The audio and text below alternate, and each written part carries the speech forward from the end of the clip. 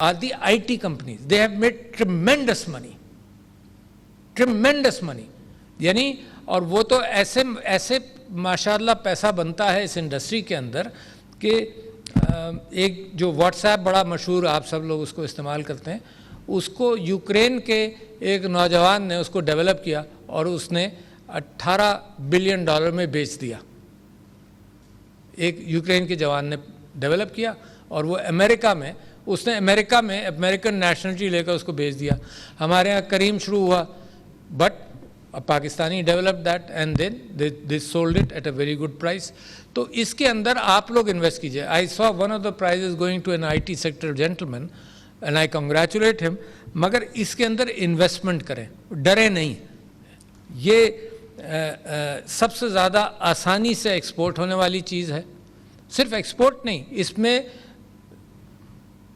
बड़ी ज़ोरों के अंदर चेंज आती है। यानी पाकिस्तान के बहुत सारे छोटे यूनिकॉर्न्स बनने शुरू हुए हैं, मगर हम ये कह रहे हैं कि इस सेक्टर के अंदर आप इस्टेब्लिश्ड बिजनेसमैन जो हैं ये इसके अंदर इन्वेस्ट करेंगे और अपने लोगों में करेंगे। और हमने क्या किया कि हमने IT सेक्टर के अंदर, आपने मिसाल दी, मैं आपको उससे आगे देता हूँ कि 30,000 बच्चे हम प्रोड्यूस करते हैं जो BS बैचलर्स वाले IT सेक्टर के अंदर। 25,000 को नौकरी नहीं मिलती थी। क्यों नहीं मिलती थी? इस वजह से कि जो प्रोड्यूस हो रहा है, जो मार्केट की ज़रूरत उससे मुख्तलिफ है। जो मार्केट की ज़रूरत है वो प्रोड्यूस होना चाहिए ना। इस वक्त फैसलाबाद यूनिवर्सिटी से जितने एग्रीकल्चरिस्ट प्रोड्यूस होते हैं, तो एग्रीकल्चर साइट के अंदर वो कहता है जी मेरा भतीजा जो है उसको ज़्यादा आता है, तुम पढ़ लिख कर आए हो, तुम्हें इतना नहीं आता। तो we have to bring the industry, आप लोग और द एकेडेमिया टुगेदर, ताकि मिलकर कोई काम किया जा सके। तो लिहाजा एक तो मैं आपको इनकरेज करता हूँ, आपके यहाँ encourage the young people to come up, encourage the women to come up. बहुत कम यहाँ नज़र भी आती हैं, बैठी हैं हमारी MNA बैठी हैं। Encourage the women to come up. IT sector is the best sector जहाँ पर आप औरतों को भी एनकरेज कर सकते हैं कि भाई तुम घर बैठकर भी काम कर सकती हो।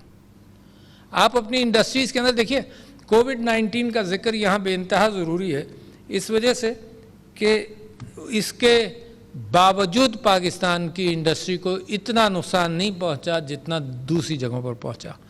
और उसकी भी वजूहात पर नज़र डालिए। यानी अगर फ़र्ज़ कीजिए ये होता कि हिंदुस्तान के अंदर भी कोविड का वही हाल है, पाकिस्तान में भी वही है, अफ़गानिस्तान में भी वही है, तो हम कहते हैं रीजनल कैफियत है। नहीं है, आपकी अनोखी कैफियत है। उसकी क्या वजह है, उस वजह को तलाश करें, सोचें। यानी ये सिर्फ ये सोच देना, कह देना कि जी अल्लाह मियाँ की बरकत है, सबसे बड़ी वजह वही है। दिस इज़ नॉट एन यानी मिसिंग लिंक, सबसे बड़ी वजह वही है। क्यों है कि इस कौम ने अपने गरीबों का ख्याल किया, आप लोगों ने खैरात के एतबार से एहतमाम किया, आपने बेरोज़गारी के मामलात के अंदर अपनी इंडस्ट्री के अंदर उसको हैंडल करने की कोशिश की।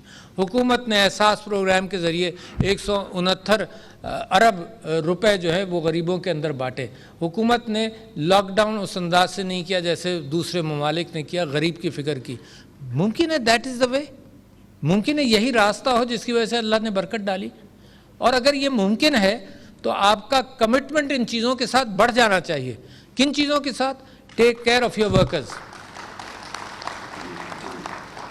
Take care of your workers है।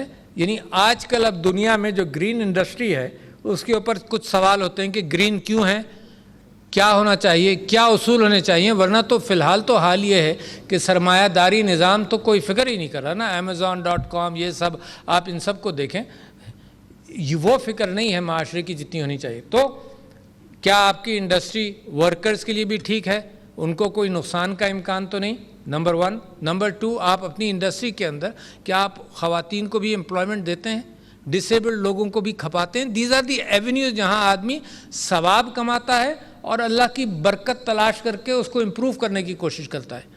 तो लिहाजा ये डिटर्मिनेशन अब दुनिया की इंडस्ट्रीज़ में होने लगा क्या कि आया आपकी प्रोडक्ट इस जनरेशन के लिए नुकसान तो नहीं पहुंचा रही, चाहे ज़मीन पर भारी तो नहीं है।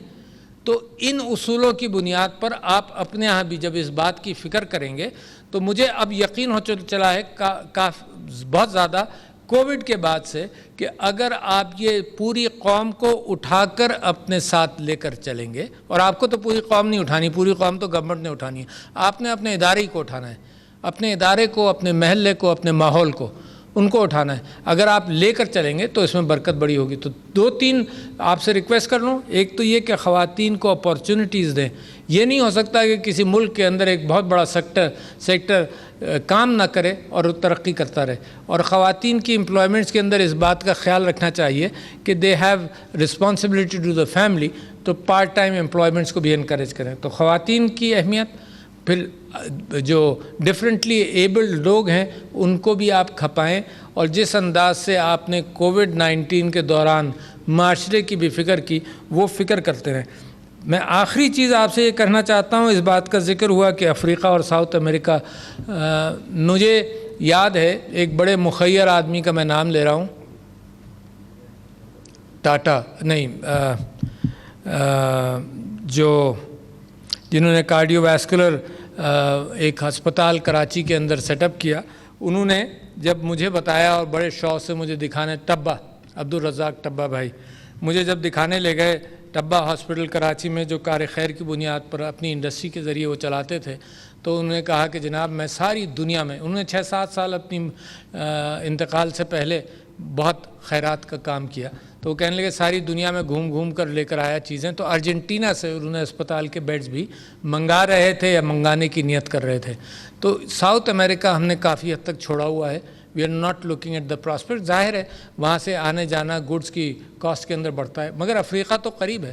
اور افریقہ کی تجارت کوئی نئی نہیں ہے.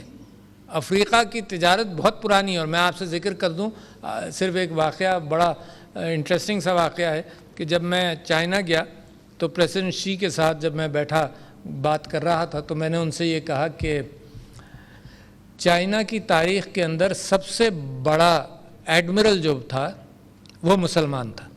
آپ کو بھی یہ شاید نہیں پتا ہو، کچھ لوگوں کو نہیں پتا ہو. تو میں نے ان سے ذکر کیا، میں نام بھول گیا تھا، تو میں نے ان سے ذکر کیا بہت بڑا جنرل تھا جو مسلمان تھا. اور جناب 300 کشتیوں کے ساتھ 300 کشتیوں کے ساتھ وہ تجارت کرنے نکلا اور 7 چکر لگائے up to the Horn of Africa.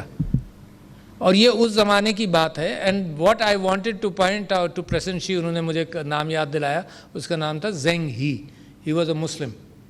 اور اس نے میں جو ان سے بات کر رہا تھا وہ یہ کہ وہ 300 کشتیاں تھیں اور کولمبس اور ان سب لوگوں سے جو اس زمانے میں، اس کے 50 سال بعد امریکہ گئے اور ساؤتھ امریکہ گئے اور قبضہ کرتے رہے اور جھنڈے گاڑتے رہے اور لوٹتے رہے.